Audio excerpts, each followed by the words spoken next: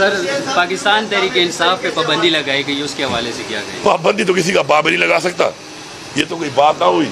एक तो फॉर्म 47 के तहत बैठे हुए लोग खुद जो है मैंडेट चोरी करके बैठे हैं और फिर वो ये बातें करें कि वो पाबंदी लगाएंगे किसी पार्टी के ऊपर और उस सियासी पार्टी के ऊपर फिर सबसे ज़्यादा वोट लिया हुआ है। तो ये मेरे ख्याल में ये बैकी बातें, ये अजीबोगरीब किस्म के बयानात जो हैं, ये हमारे मुल्क कई सौ चैलेंजेस और हैं। आप ये बताओ कि आपसे पेट्रोल की कीमतें आपसे कंट्रोल नहीं हो रही, डॉलर आपसे कंट्रोल नहीं हो रहा, मईशत आपसे कंट्रोल नहीं हो रही, आपसे महंगाई कंट्रोल नहीं हो रही, आपसे अमन अमान कंट्रोल नहीं हो रहा, आपसे सूबे के जो माशी हालात हैं वो कम कंट्रोल नहीं कर पा रहे, और दिन ब दिन आपका जो है सूबाई हुकूमतों को भी पैसा नहीं दे रहे। आप अपना जो हमारा राइट है, हमारी जो लाइबिलिटीज़ हैं, फेडरल गवर्नमेंट खुद भी कुछ नहीं कर पा रही है, तो उन पे फोकस करें। रोज़ाना जो है ना एक नया मसला आ जाता है, कोई एक बयान दे देता है और फिर टीवी के ऊपर उसे जवाब देते फिरो। मैं समझता हूँ ये तो इस काबिल ही नहीं है कि इनको जवाब दिया जाए इन बातों का, क्योंकि इन बातों की हैसियत ही नहीं है। एक बेतुकी बात करके शुरू हो जाते हैं। साथ में एक बात करना चाहता हूँ आपकी उसाता से यहाँ पे कि जो इलेक्शन कमीशन के हवाले से और 1000 सीटों के हवाले से हमारा एक मौक़िफ़ था, आइनी मौक़िफ़, अल्हम्दुलिल्लाह उसमें हमें जीत हुई है और साबित हुआ है कि हमारा मौक़िफ़ ठीक था, हमारा मौक़िफ़ दुरुस्त था। और मैं शुक्रिया अदा करता हूँ सुप्रीम कोर्ट ऑफ पाकिस्तान का कि जिस तरीके से उन्होंने आइन के मुताबिक आइन को इस मुल्क में इस्टेब्लिश किया है, तो हमें अपना हक मिल गया है इंशाअल्लाह। साथ साथ मैं ये गुजारिश नहीं बल्कि मुतालबा करता हूँ कि अब इलेक्शन कमीशन को इस्तीफ़ा दे देना चाहिए ये साबित होने के बाद। और साथ साथ जो एक और चीज़ हो रही है कि एडहॉक की बुनियाद पर जजेस लिए जा रहे हैं, तो मैं इसके हक में बिल्कुल नहीं हूँ। हमारा असम्बली का इजलास आ रहा है, इस पर हम बात करेंगे। एक जजेस को लेने का प्रॉपर एक प्रोसीजर है मेरिट का, उसके मुताबिक लिए जाएँ। इस तरीके से जो है ऑलरेडी बहुत ज़्यादा सवाल निशान बन चुके हैं। तो इस तरह अदलिया एक हमारा वो इदारा है कि जिसे पाकिस्तान के आइन को प्रोटेक्ट करना है, उस आइन को उन्होंने इम्प्लीमेंट करना है, उस आइन की पासदारी करनी है। जब उसके ऊपर सवाल निशान उठेंगे तो ये ठीक नहीं है मेरे ख्याल में। देखिए, हमारे लीडर इमरान खान साहब जो हैं वो हमारे लीडर हैं, उनका फैसला हक़ी फैसला है। वो जो भी अहकामात जारी करते हैं हम उनके पाबंद हैं। साथ साथ ये जो पार्टियाँ हैं एक तरफ वोट दे के खुद फॉर्म 47 के तहत बैठे हुए हैं, उसके बाद भी किसी बात के ऊपर जब देखते हैं कि अवाम की राय एक तरफ जा रही है तो अपनी सियासत बचाने के लिए इस तरह के बयान देते हैं। खुल के सामने आओ, उधर वोट दे के बैठे हो, फॉर्म 47 के तहत वज़ीर आज़म बनाया हुआ है, उसको वोट दिया हुआ है, मैंडेट चोरी किया हुआ है, फिर आके इस तरह के बयान देते हैं। खुल के सामने आओ, खुल के बात करो। और जो ज्यादती हुई है तहरीक इंसाफ के साथ, आज भी ज्यादती हो रही है, उसके ऊपर किसी ने बात ही नहीं की। जमहूरियत के बातें तो ये करते हैं, ये कौन सी जमहूरियत हुई है हमारे साथ? क्या इन पार्टियों को नजर नहीं आ रहा था किस तरीके से तहरीक इंसाफ के साथ ज्यादती हो रही थी? जाली पर्चे काटे जा रहे थे, उम्मीदवारों को इलेक्शन नहीं लड़ने दिया जा रहा था, हमारा निशान ले लिया गया, ये इनको नजर आ रहा था।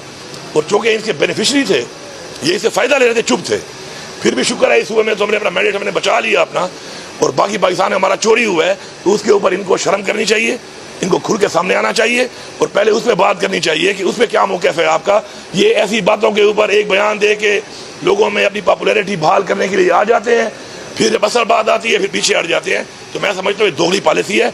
खुल के सामने आओ, खुल के बात करो, एक मौक़िफ़ दो, ठोस मौक़िफ़ दो। देखिए, बदतरीन नहीं है उस वक्त जो हमने एक स्टांस लिया और हमने एक बात की, उसके बाद से हमने लॉसेस के ऊपर कंट्रोल करना भी शुरू कर दिया। हमारे वो फीडर जो 1.5 साल से बंद थे वो फीडर अब चालू हैं, ठीक है, उसे बिजली 6 घंटे मिल रही है, लेकिन आप ये देखें बिल्कुल मुकम्मल बंद किए हुए थे। जहाँ पे 22 घंटे थी वहाँ पे लोडशेडिंग 16 घंटे पे आई है, कहीं 18 घंटे पे आई है। तो एक रिलीफ हमने दिया है आवाम को। अब उसका अल्टरनेटिव ये है कि लॉसेस भी हैं, उनको भी ख़त्म करना है क्योंकि हमारा मुल्क है। तो उसके लिए अभी हमने पैकेज इंशाल्लाह दे दी है, अगले हफ्ते मैं उसका इफ्ताह करूँगा। हम ऐसे एरियाज में जहाँ पर हमारे लॉसेस ज़्यादा हैं और हमारे लोग किसी भी वजह से बिजली का बिल जो महंगी बहुत ज़्यादा नहीं भर सकते, तो हम 1 लाख लोगों को अभी सोलर दे रहे हैं। 2 के भी हम सोलर उनको लगा के देंगे, इस पर हम फ्री भी देंगे और कुछ लोगों को हम ऐसा भी देंगे कि जी आधे पैसे वो देंगे, आधे हम देंगे, और किस्तों में आहिस्ता आहिस्ता पैसे उतारेंगे।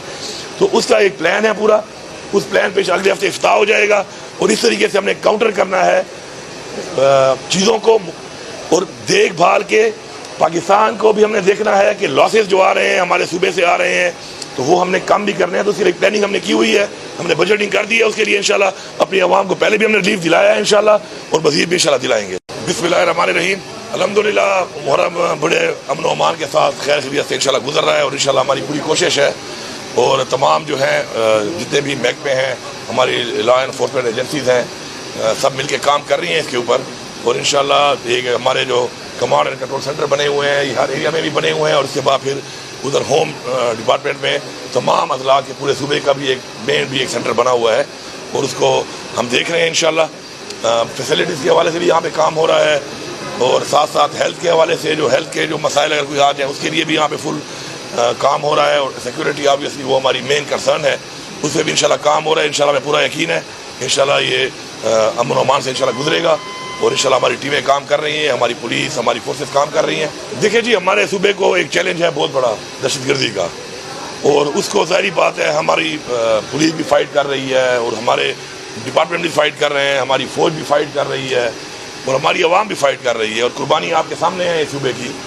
तो अब जो हालात हैं इंशाल्लाह हम फ्रंट फुट पे इनको देख रहे हैं और हम इसके लिए बाकायदा स्ट्रेंथन कर रहे हैं अपनी CTT को भी, अपनी पुलिस को भी और इंशाल्लाह हमें पूरा यकीन है कि जिस तरह पहले हमारे दौरे हुकूमत में अमन कायम किया था हमने और बीच में जब ये एक बीच में गैप आ गया बहुत लंबा 1-1.5-2 साल का, उसमें ज़रा हालात थोड़े सूरत हाल ख़राब हुई है।